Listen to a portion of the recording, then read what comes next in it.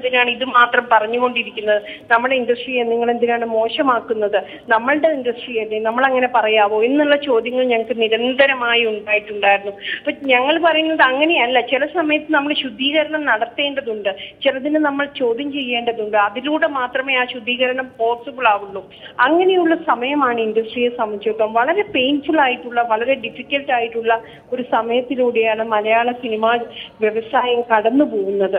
പക്ഷെ അത് നമ്മളെ ഫേസ് ചെയ്തേ പറ്റൂ. അത് കണ്ടില്ലെന്ന് നടിക്കാൻ ഒരിക്കലും പറ്റില്ല എന്നുള്ളത് ഒന്നും കൂടി ഉറപ്പിക്കുന്നതാണ് ഈ അറസ്റ്റ് എന്നാണ് എനിക്ക് തോന്നുന്നത്.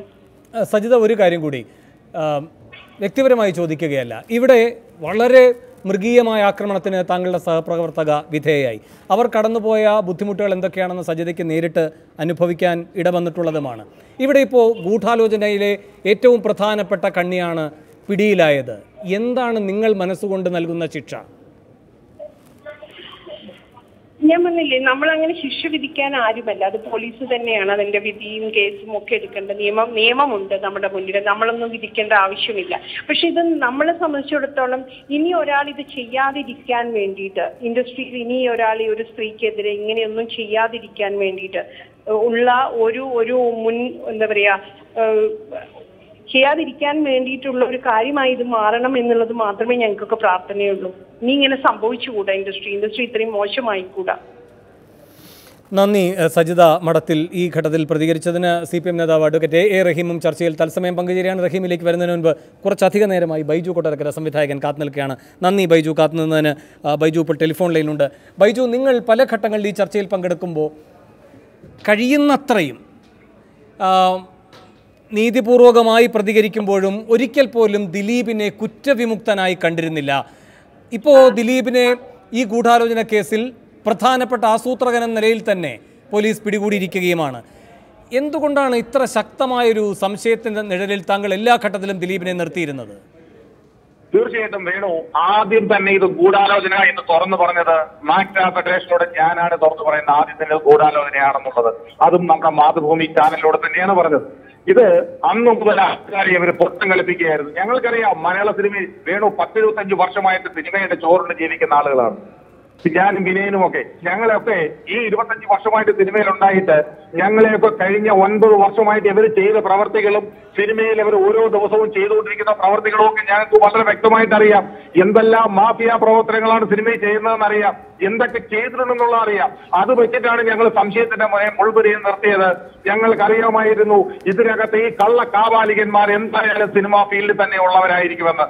എന്തായാലും ഒരു കാര്യം തെളിഞ്ഞല്ലോ, ഇവർക്ക് വേണ്ടി വക്കാലത്തുമായി വന്ന കുറെ ആൾക്കാരുണ്ടായിരുന്നല്ലോ. എവിടെയവരെല്ലാം ചോദിച്ചിരുന്നല്ലോ. ഒരു സജീവ് നന്ദിയായിട്ട്, ഒരു ശാന്തിവിള ദിനേശ്, ഇവരൊക്കെ എവിടെ പോയി? ഒരു അമ്മയുടെ മീറ്റിംഗ് നടന്നല്ലോ, 2 മക്കളെയും അമ്മ സംരക്ഷിക്കുമെന്ന് പറഞ്ഞല്ലോ. ആരാ? ഗണേഷ് കുമാറിനെ പറഞ്ഞത്. എന്റെ സുഹൃത്തുകൂടിയാണ്, എന്റെ ക്ലാസ്മേറ്റ് കൂടിയാണ്. എന്നിട്ട് എവിടെ സംരക്ഷിക്കാൻ പറയോ അവരോട്? നാളമുണ്ടോ ഇവർക്ക്? ഇനി അമ്മയെന്ന് പറഞ്ഞോ അല്ലെന്നുണ്ടെങ്കിൽ ആ രീതിയിൽ ഇവർക്ക് കേരള സമൂഹത്തിന് മുമ്പിലോ അല്ലെങ്കിൽ ലോകത്തുള്ള മലയാളി പെൺകുട്ടികളുടെ മുമ്പിലോ ഇറങ്ങി നടക്കാൻ ഇവർക്ക് നാണമുണ്ടോ? അല്പമെങ്കിലും നാണം ഒരു തരിയെങ്കിലും ശരീരത്തിൽ അവശേഷിച്ചിട്ടുണ്ടെങ്കിൽ ഈ അമ്മ എന്ന സംഘടന പിരിച്ചുവിട്ട് ഇവർ ഓരോരുത്തരും സത്യം പറഞ്ഞാൽ മലയാളത്തിലെ അല്ലെ കേരളത്തിലെ പെൺകുട്ടികളോട് മാപ്പ് ചോദിക്കണം. സത്യത്തിൽ ഒരു പാപ്പിനോടൊന്നും തീരൂല്ല. ഇതൊക്കെ ഇവർ കാണിച്ചത് അങ്ങേയറ്റം വൃത്തികെട്ട ഒരു പരിപാടിയാ. അല്ലെങ്കിൽ അമ്മയുടെ മീറ്റിംഗിൽ പോലും ഈ ദിലീപിനെ സപ്പോർട്ട് ചെയ്ത് സംസാരിച്ചത് ആ പെൺകുട്ടിക്ക് അല്പമെങ്കിലും ഒരു നീതി കൊടുക്കുന്ന രീതിയിൽ ആരെങ്കിലും സംസാരിച്ചോ? അതാണ് വേണു നമ്മൾ ആലോചിക്കേണ്ടത്. ഇത് കേരള സമൂഹം മറക്കില്ല. ഇത് സിനിമയല്ല, ഏത് മേഖലയായിരുന്നാലും ശരി ഇവർ കാണിച്ച വൃത്തികേടിനുള്ള ഒരു പരിസമാപ്തിയാണ് നമ്മൾ ഈ കണ്ടത്. ഈ വേണു, ഇതുകൊണ്ട് തീർന്നില്ല. ഒരു ദിലീപിനെ ഒരു നാദൃശ്യവും ഒന്നും അറസ്റ്റ് ചെയ്തുകൊണ്ടൊന്നും ഈ മലയാള സിനിമയിലെ മാഫിയ ബന്ധം തീർന്നില്ല. ഇനിയും ഉണ്ട് വേണു. ഇത് ചൂണ്ടിക്കാണിക്കും. മലയാള സിനിമ ഒന്നുകിൽ ഇതുകൊണ്ട് നന്നാവണം, ഇല്ലെന്നുണ്ടെങ്കിൽ ഇതുകൊണ്ട് അവസാനിക്കണം എന്നൊക്കെ കരുതുന്ന ആൾക്കാരാണ് ഞങ്ങൾ ഓരോരുത്തരും. കാരണം ഇവരുടെയൊക്കെ കയ്യിലിരിപ്പ്, ഇവരുടെ പ്രവർത്തികള്, ഇവർ ചെയ്യുന്ന ഓരോരോ കാര്യങ്ങളും എത്രയോ കാലങ്ങളായി തുറന്നു പറയുമ്പോ ഞങ്ങളെയൊക്കെ ഇവർ ക്രൂശിക്കുകയും ഇവർ കളിയാക്കുകയും ചെയ്യുകയായിരുന്നു. ഞാൻ ഇത്രയും വികാരം കൊള്ളുന്നതിൽ ദയവേത് ക്ഷമിക്കണം ശ്രോതാക്കള്. കാരണം അത്രയധികം സങ്കടമുണ്ടായിരുന്നു ഈ ഫീൽഡിൽ നിൽക്കുമ്പോ. 25 വർഷമായിട്ട് ഈ ഫീൽഡ് നിന്നിട്ട് 9 വർഷങ്ങളായിട്ട് ഞാൻ വിനയനെ പോലുള്ള ആളുകളെയൊക്കെ അവർ പുറത്തിരുത്തിയില്ലേ? മഹാനടൻ തിലകന്റെ ആത്മാവ് പോലും ഇപ്പൊ മുകളിൽ നിന്ന് ചിരിക്കുന്നുണ്ടാവും. തിലകൻ പോലും പറഞ്ഞില്ലേ ദിലീപ് വിഷമാണെന്ന് പറഞ്ഞില്ലേ? ആരെങ്കിലും അതിനെ ചോദ്യം ചെയ്തോ? ഇവിടെ കുറെ നിർമ്മാതാക്കൾ ഉണ്ടായിരുന്നല്ലോ, ഇവർ വീണ്ടും വീണ്ടും പുറകെ നടക്കുമല്ലായിരുന്നോ? കോടികൾ കൊടുക്കാൻ ഇവർക്കാവുമായിരുന്നല്ലോ. ആരെങ്കിലും ചിന്തിച്ചോ? ആരെങ്കിലും പറഞ്ഞോ? എത്രയോ സംഘടനകൾ പൊളിച്ചടുക്കി, നന്നായി നടന്നുകൊണ്ടിരുന്ന മാക്സിമം പൊളിച്ചടുക്കിയില്ലേ? എന്നിട്ട് ഇവർക്ക് എന്താ ഉദ്ദേശിച്ചത്?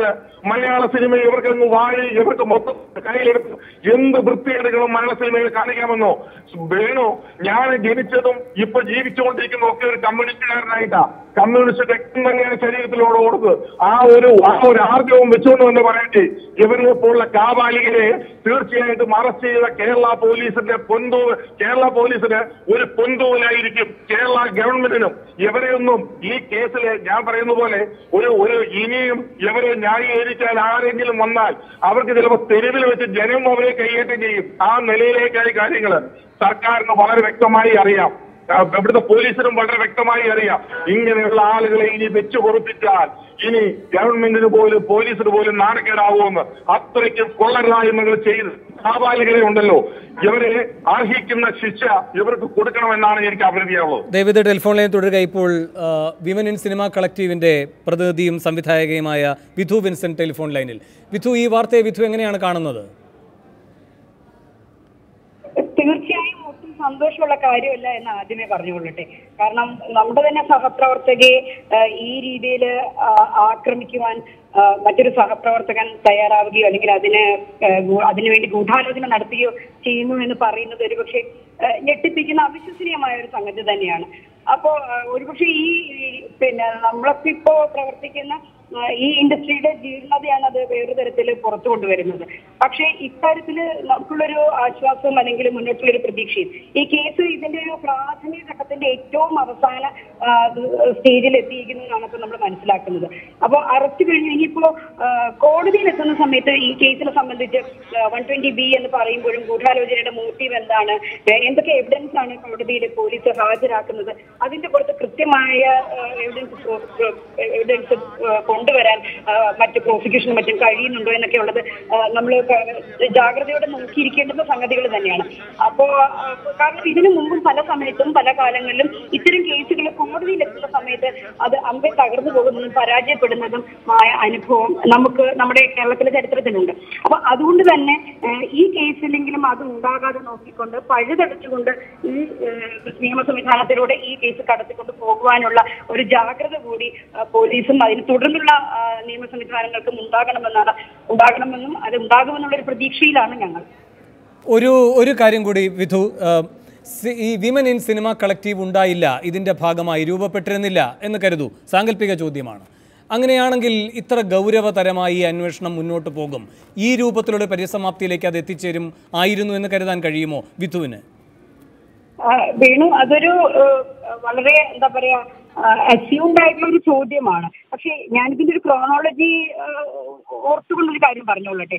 ഇപ്പൊ കുറ്റപത്രം കൊടുത്തു കഴിഞ്ഞ് ഏതാണ്ട് ഒരു 2-3 ആഴ്ചകൾക്ക് ശേഷമാണ് വിമൻ കളക്റ്റീവ് എന്നൊരു കൂട്ടായ്മ അനൌദ്യോഗികമായി രൂപപ്പെടുകയും മുഖ്യമന്ത്രിയെ കണ്ടുകൊണ്ട് അടിയന്തരമായി തന്നെ മുഖ്യമന്ത്രിയെ കണ്ടുകൊണ്ട് ചില ആവശ്യങ്ങൾ നമ്മൾ അദ്ദേഹത്തോട് ഉണർത്തിക്കാൻ തീരുമാനിച്ചിരുന്നു. അതിന് പ്രഥമവും പ്രധാനപ്പെട്ടതുമായ ആവശ്യം എന്ന് പറയുന്നത് ഈ കേസിനെ സംബന്ധിച്ചുള്ള എല്ലാ തരത്തിലുള്ള ഗൂഢാലോചനകളുണ്ടെങ്കിൽ അത് പുറത്തു കൊണ്ടുവരണം, കേസ് കാര്യക്ഷമമായി മുന്നോട്ട് കൊണ്ടുപോകണം, ഞങ്ങളുടെ സഹപ്രവർത്തകർക്ക് നീതി കിട്ടണം, ഇതിൽ മാതൃകാപരമായ ഒരു ശിക്ഷ ഉണ്ടാകണം എന്നുള്ള കാര്യങ്ങൾ ഞങ്ങൾ ആവശ്യപ്പെട്ടിരുന്നു.